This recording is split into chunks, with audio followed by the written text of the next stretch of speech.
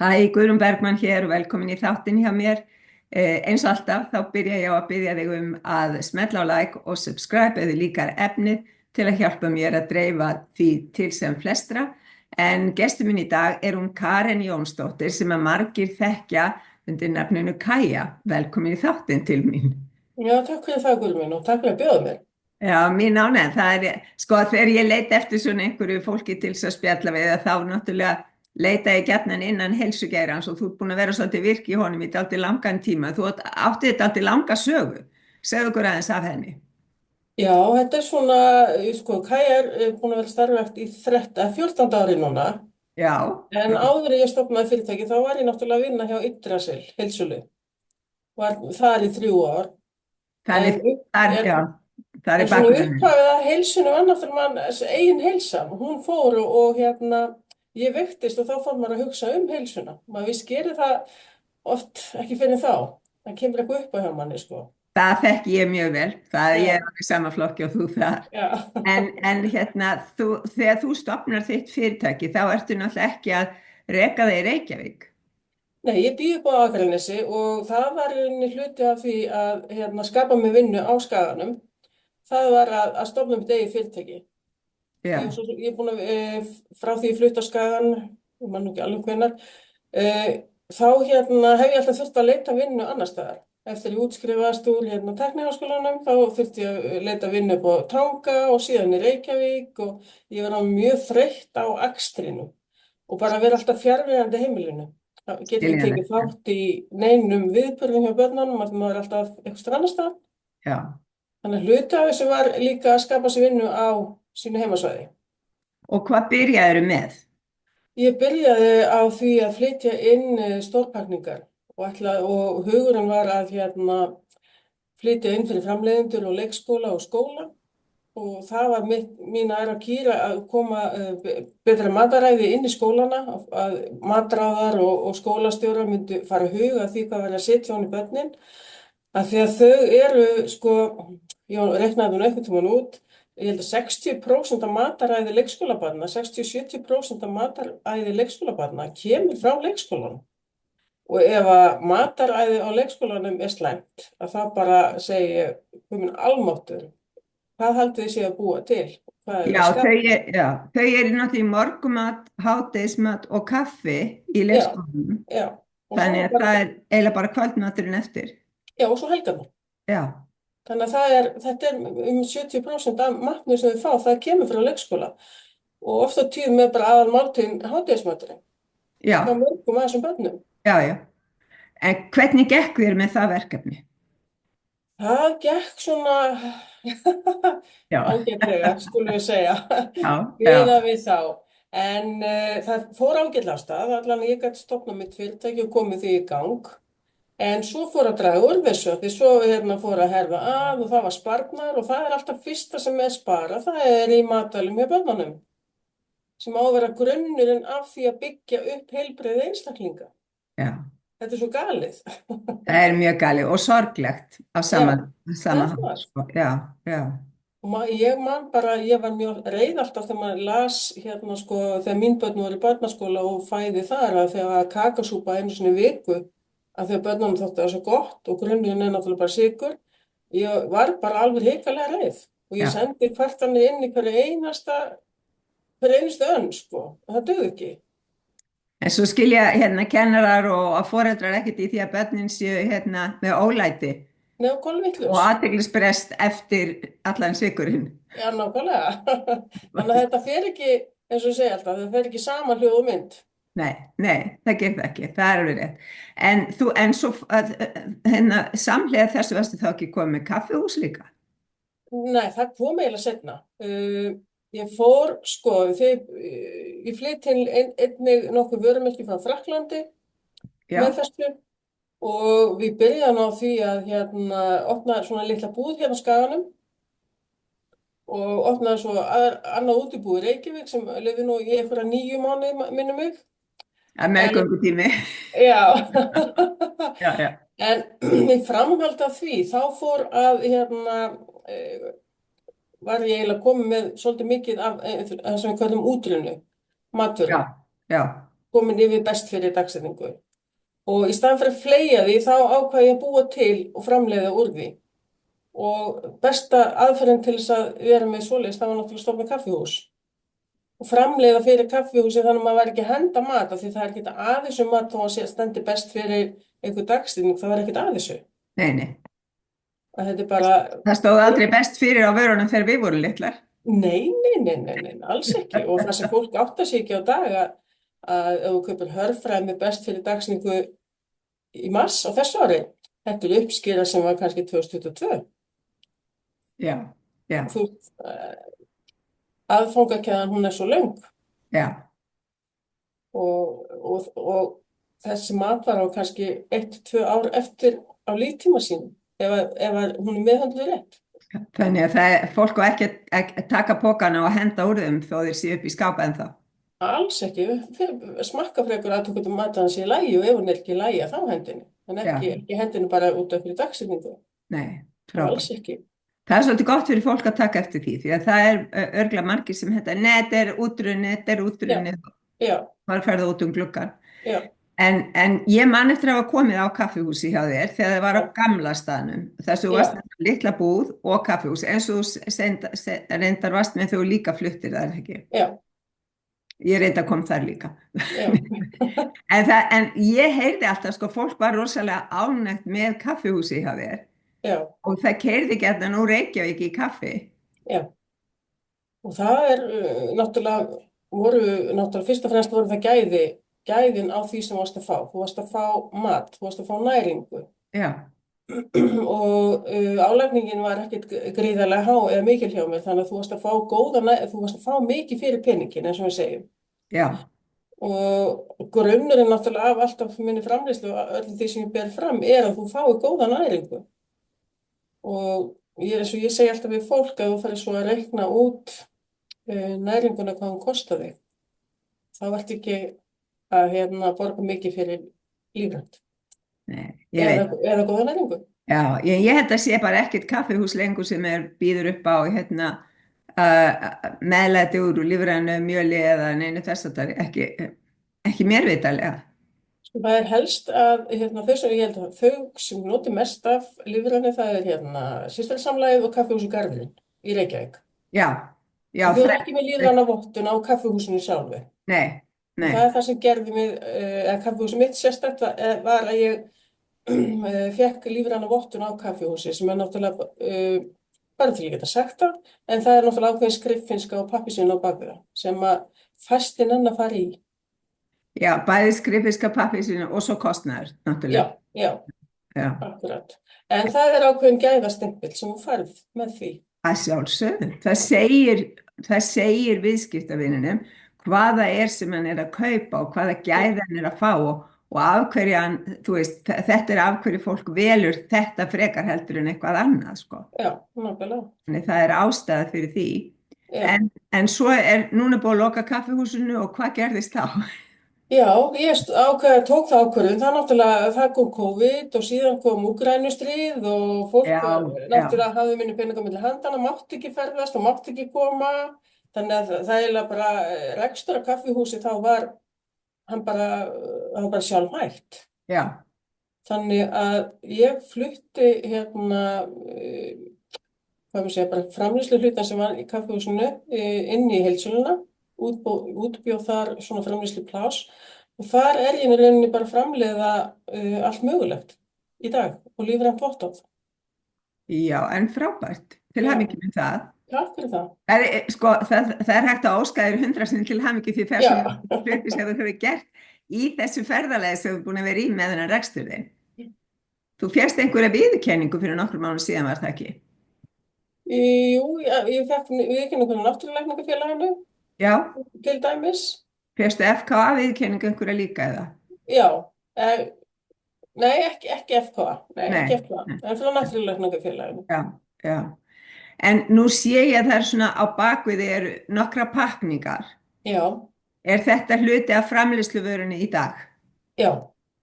Ég nefnilega heima á skrifstofunni og hanna ég útlitið og læta standa þarna bak við mig og horfi á það hvort þetta gangi upp og hvort ég fái leið. En þetta er einmitt hluti af bæði umbúða þróuninni og Já, svo það sem við erum að framleiða í dag. ok. Og hvað ertu að framleiða? Hvað?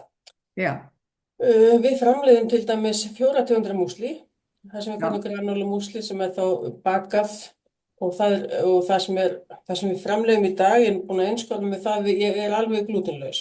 Við framleiðum bara glútenlausum vöru. Það er náttúrulega dásamlegt. Já, þetta var svo skrítið sko að því ég fór að skoða allt það sem ég var að framleiða, þá kom það bara í ljós ef ég þurfti bara að svissa út haframjölinu, þá var ég í rauninni allt annað glútenlaust. Það er Já, svolítið fyndið sko. En, já. en við erum núna með 4 tegundir músli, við erum með frækeks, við erum með hrökkkeks, við erum með havrakeks, súpur, 3 tegundir súpum sem er glútenlausar. Ertu þá að selja þær í glerkrukkum eða? Já, það er glerkrukkum. Við erum, Hverjir eru, sko, nú ert þú framleiðslufyrirtæki, hverjir eru að selja vörnuðinir í smásölu? stærsta aðilinn er Hagkaup og Netto. Já, Fjárvakaup og Melabúð, já, þetta eru svona stærstu aðilarnir. já, Og svo eru svona einstaki hér og þar. já, sem eru minni aðilar, já. Já, minni aðilar. En hérna, þegar þú ert að þróa svona, ertu þá að fara eftir eftirspurn fólks eða ertu bara að þróa ákveðið sem að þér finnst vanta á markaðinn og vinnur þá vöruna svoleiðis? Já og nei, það er svona rosalega misjöfnt eftir hvernig við varum að fæðist. Frækeksi til dæmis var eftir eftirspurn, af því að það vantaði ketóvörur á markað Já, og frækeksi, já, það er náttúrulega glútenlaust. Það var rauninni fyrir ketómarkaðan á sínum tíma. já, Súpurnar eru rauninni afurðirnar af kaffihúsinu, það sem ég var með alltaf á kaffihúsinu og bara já, já, eftir kaffisúpurnar, nei súpurnar segja og fólk langaði ennþá að fá súpurnar. já, Þannig að þetta hefur svona komið bara upp í hendurna á mér. Netusteikin sem er sem ég framleiði, ég fekk þjón Kristín sem átti Silva af Akureyri, já, að hún hætti, þá let hún mig hafa uppskriftirna í hendurna því hún vildi að netusteikin lifði áfram. Þannig að ég hélt frábært. áfram með hana. Já, Nú sveppasósan sem er hönnuð fyrir netusteikina, sem er líka glútenlaus, hún er vegan líka. Það er rauninni bara að mér fannst vanta sósu fyrir netusteikina. já, Ég ákvað að hafa hana vegan af því að þar var svona vantaði markaðnum sósu sem var bæði glútenlaus og vegan. já. Það Þannig er eitthvað sem þú er tókst erfitt að þarna fá. svona bil sem að Já, já, vantaði að fylla upp í. já. Já, Þá já. var ég að horfa aðalega á þá sem eru bara með ofnæmi, óþol. Sem eru ótrúlega margir. Já, og er alltaf að aukast. Já, því miður.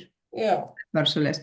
Það er náttúrulega út af eiturefnunum sem eru í korni almennt já, og eiturefnum sem að sitja í jarðveginu já, já. fylgja svo fæðinu. Þannig að við gerum okkur ekki grein fyrir hvað er mikið til dæmis úðað á hveitiplöntur. Það er alveg eðlilegt. Já, Og það komið með eitt bóndi til minn á kaffihúsi á sínum tíma sem sagðist að farið til Hollands í svona vettvangsferð. já, Hann fekk bara svona kuldarhöld sko.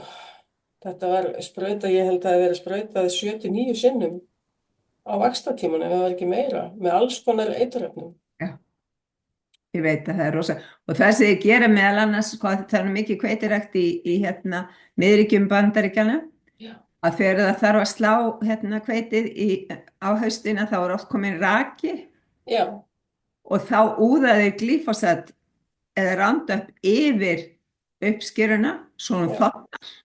já. Og það var meira sem gert við kartöflur á Íslandi.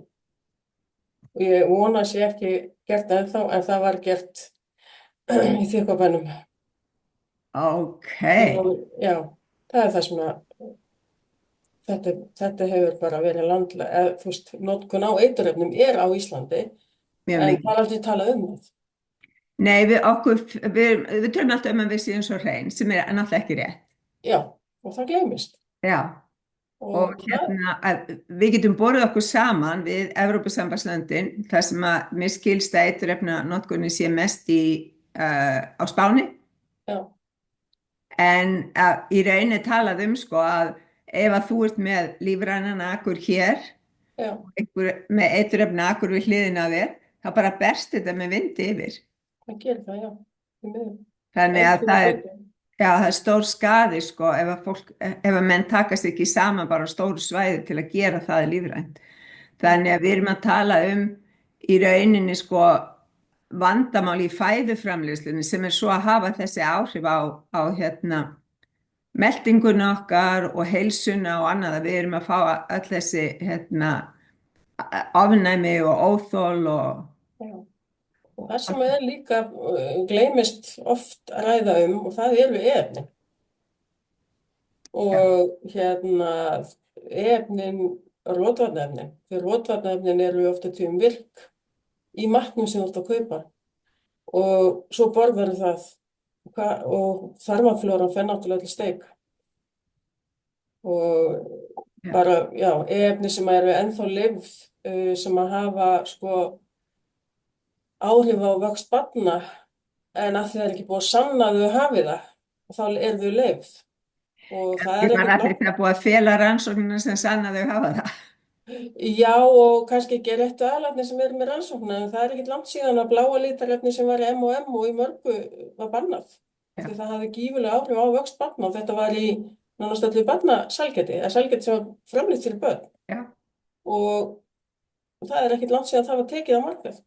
Nei, Og ef maður les í dattinn á heimasíðu þar sem maður farið yfir efnin og það eru bara mörg efni sem eru ennþá til skoðunar hjá Evrópusambandinu af því Evrópusambandið og Bandaríkin hafa ekki sömu viðmið. Nei. Bandaríkjamenn eru frjálsari í sínu heldur en Evrópusambandið og það er bara fullt af athugasemdum við mörg efni þar sem þau eru ennþá til skoðunar og óvíst að þau séu hæf til manneldis eða bara hæf til eldis. Já. Vegna áhrifa sinna. Já. Og manni finnst það rosalega súrt að þetta skulle vera leyft í matvælaiðnaði og fólk veit ekki eins og hvað er að borða stundum. Nei, ég náttúrulega reki mig á það þegar ég hef verið að halda hreinsikúr á námskeiði mín og annað þetta og ræða fæðu við fólk að fólk er alls óvant því að lesa innihaldslýsinguna. Já, oft kann það ekki. Það kann ekki að snúa pakkanum við og lesa aftana. Já. Og sjá hvað mikið er af innihaldsefnum. Þannig að það er bara alls óvant í og meðan það ekki lesa á pakningarna, það er náttúrulega byrjunin að byrja að lesa. Já. Til þess að athuga hvað er í því sem ég er að fara að borða. Já. Og svo að kynna sér hvaða efni þetta eru. En þú horfir á, sko, ég kann ekki e-töfluna utan að þess og það stendur.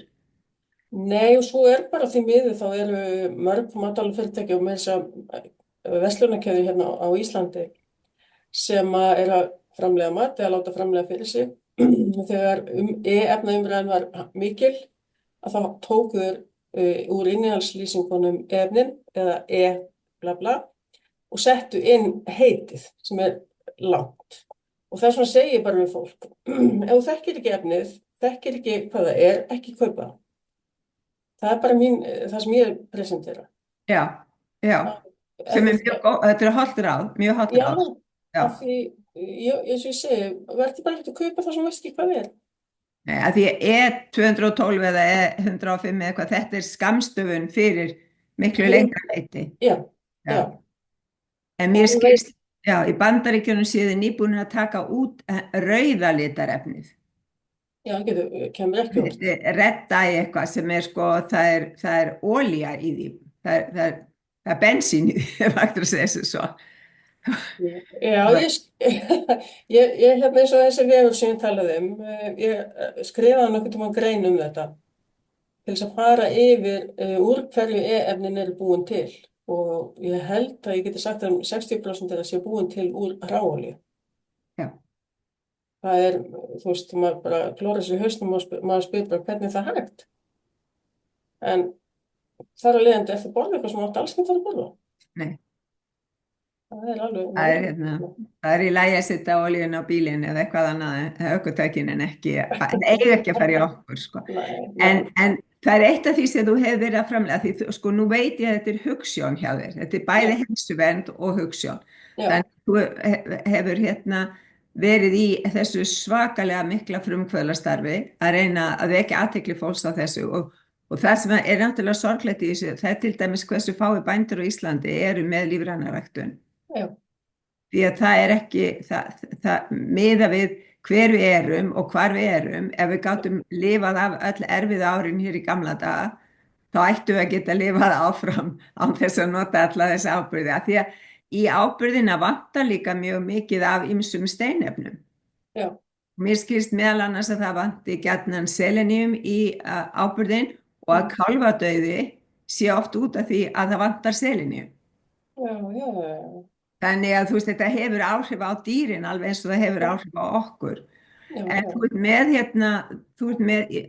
það er eitthvað fleira þarna fyrir aftan þig. Ertu ekki með pítsubotna? Jú, við gerðum í samstarfi við hana Ebbu Vinju, Já, ákvað ég að framleiða pizzabotna, fengu styrk frá Högum já, og það eru glútenleysi forbakaða botnar sem eru virkilega næringaríkir og góðir. Uppistaðan, þar er bókviti sem er já, náttúrulega mjög steinefnaríkt og síðan er fræ og lúpínumjöl. Og já, lúpínumjöl er alveg einstakt af því að það hefur verið notað sem bara til að styrkja ónæmiskerfið og er mjög gott fyrir krabbameinssjúklinga sem eru í sinni baráttu. já, já, ég náttúrulega, maður drakk lúpínuseyði hér í gamla daga. Já, Er hægt var að fá það. já. Og gildi lúpínunar hefur auðvitað ekkert minnkað. En hver framleiðir þá mjöli, lúpínumjöli? Ég kaupi það frá Þýskalandi. Já, Og það er hluti af því sem ég var að ræða um hana. Mér finnst það óskaplega dapurlegt að ég skulle flytja inn lúpínumjöl frá Þýskalandi þegar lúpínan er með frá öllum þjóðvegum, ekki það hún sé besta áskorun, en það var hægt að nota og búa að framleiða lúpínumjöl á Íslandi sem dæmi og lúpínumjöl er bara mjög gott í allan brauðbakstur. já. En vantar að þá verksmiðju til að vinna það? Mögulega, já. En það er sannlega engin, ég veit ekki neitt sem hefur kannað að hvernig er hægt að vinna og hvernig á að gera það og hvað þarf til. Það En hlýtur ég að meina, þurfa ráðin er til staðar og það kostar ekkert að rækta lúpínu á Íslandi. Nei, það þyrfti væntanlega þurrkara og eitthvað, já, Já, og mölun og svona. Það var eitthvað, ég man ekki við hverjum ég var að tala, en það sem kom í ljós við það var að það vantaði verksmiðju til þess að geta framleitt það. já, Þú ég veist, vil máli. við getum, gott ef það var ekki bara hampurinn. Já, byggilega líka með hampi. Já, af því að það er ekkert mál að rækta hann og hann vex mjög hratt, meðal annars á Íslandi, en það er ekki hægt að vinna hann hérna. Nei, Þannig að það yrði að senda hann úr landi sem hráfuru af því það er ekki hægt að vinna. Og já, þetta er eitthvað svona nýsköpunartækifærum sem að náttúrulega væri mjög áhugavert ef að fengi meiri athygli út af því hvað bara, já, já, líka einfalda út af því, sko, ég veit eins og með harðfisk í dag. Nú er harðfiskur og þurrkað bara við hitan á hitaveituvatni. já, Það er ekki lengur, hann hangir ekki úti og býður eftir þurrkun heldur eða gert 1 til 10.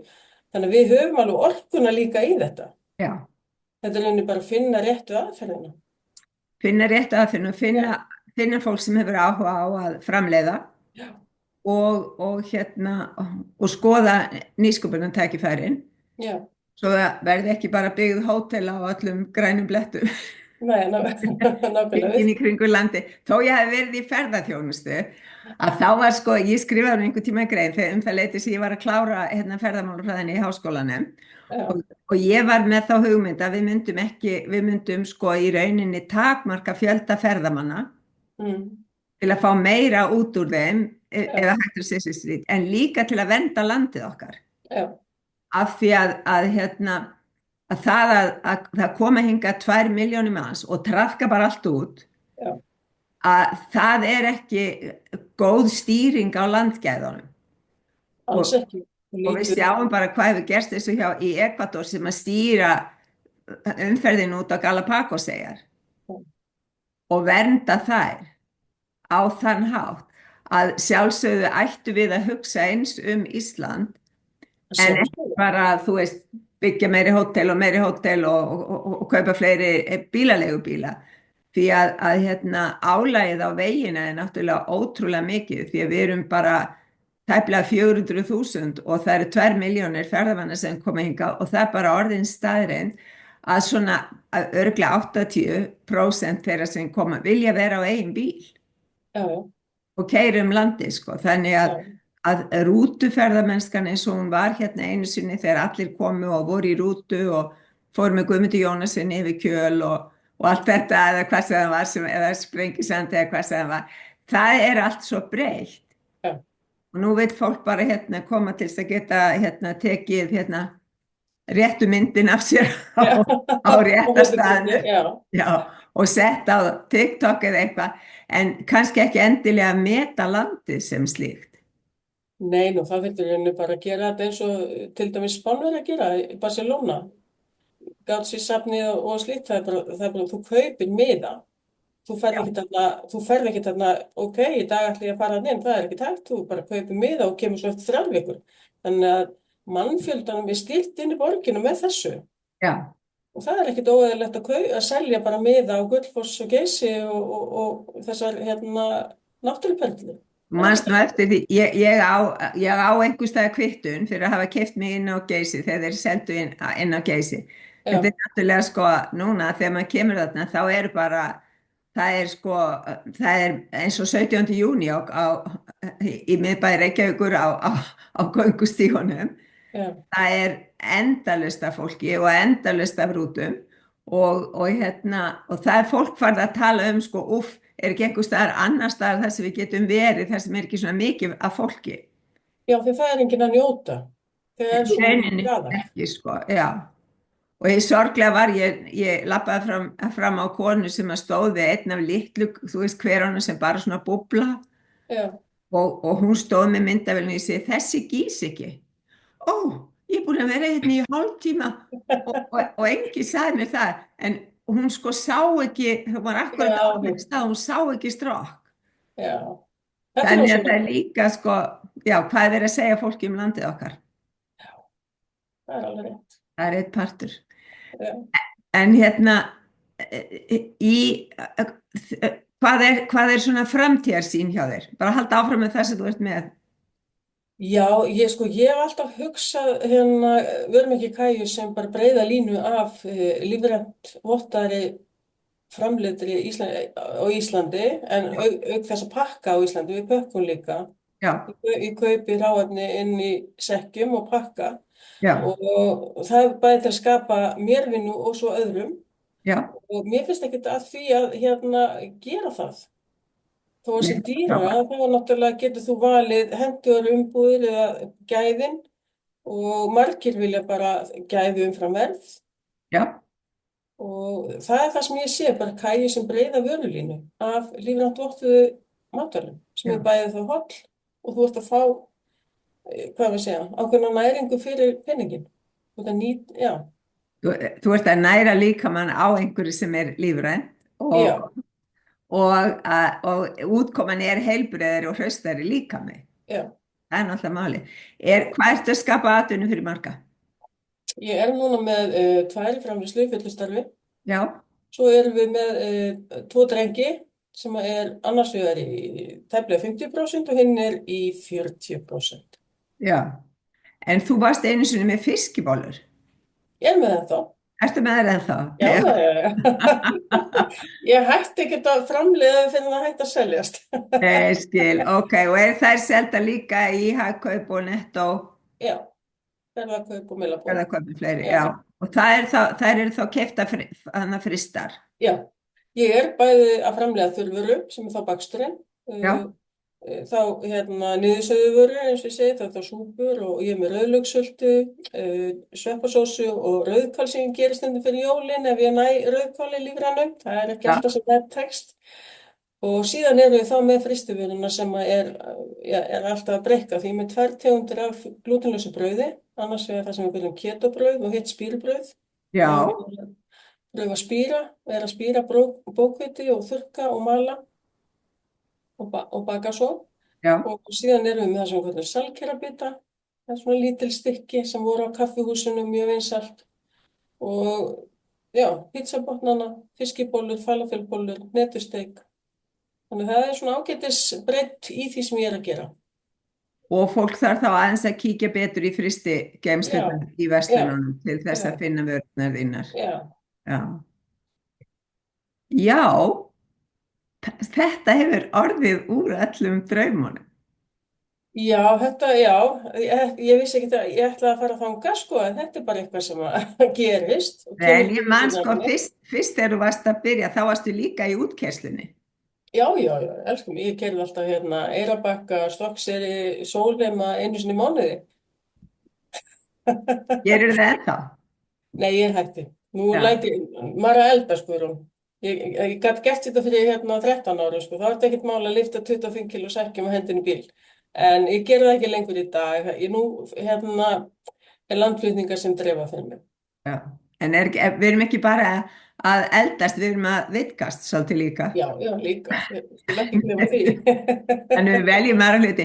Ég man sko að þegar ég hætti að reka hótel, sem er ok, nú er búin þessi kassaburður, endalausir kassaburður. Það er eitthvað inn og út og þú veist, þetta var endalaust vöruflutningar og svona.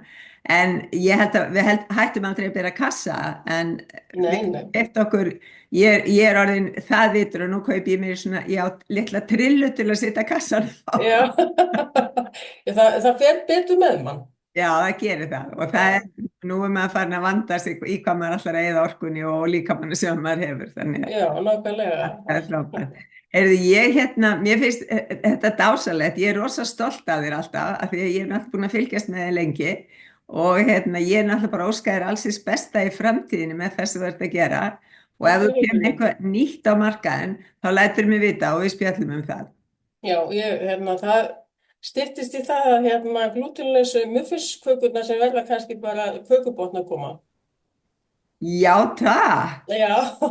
En frábært. Já, það er eitthvað sem ég er búin að vera að þróa. Það er bara kökudeig sem er svona fluffy, eins og maður segir, Já. sem er glútenlaust en samt góða næringi.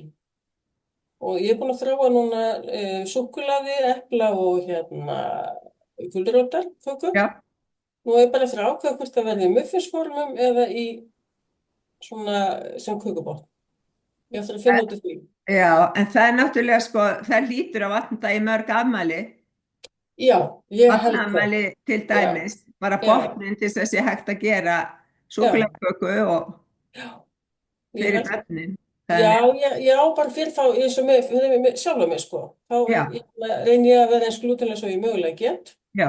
Því ég þoli ekki glúten, ég get ekki borða brauð eða svona, brauðmetið, eða það er bara illa í Sama hér, já. Þannig að þetta er náttúrulega helst líka í hendu við það sem maður er að þarf að borða sjálfur. Já. Og þegar þú færð kökubotn sem er í grunninn bókviti sem er bara góð næring, þannig að þú ert ekki bara að borða eitthvað sykur og næringasnauða köku, þá helst það miklu betur í hendur að borða bæði næringu og bragðgott. Já, yndislegt. Frábært, ég bara, eins og ég segi, óskaði góðs gengis í öllu sem þú ert að gera. Takk fyrir að koma og segja mig frá því sem er að gerast hér, af því eftir COVID þá náttúrulega veist ég allt samband við þig. Já, það gerist margt í COVID. Það gerði. Það kom alveg svona bil þar sem að fólk bara týndi tengslum við svo marga. Já, þetta var því miður þannig. Já, gott að vera komin aftur í samband við þig. Takk sömuleiðis. Takk fyrir ykkur sem er að hlusta, sendi ég bara kærleiksljós og þakka kærlega fyrir að hlusta. Takk.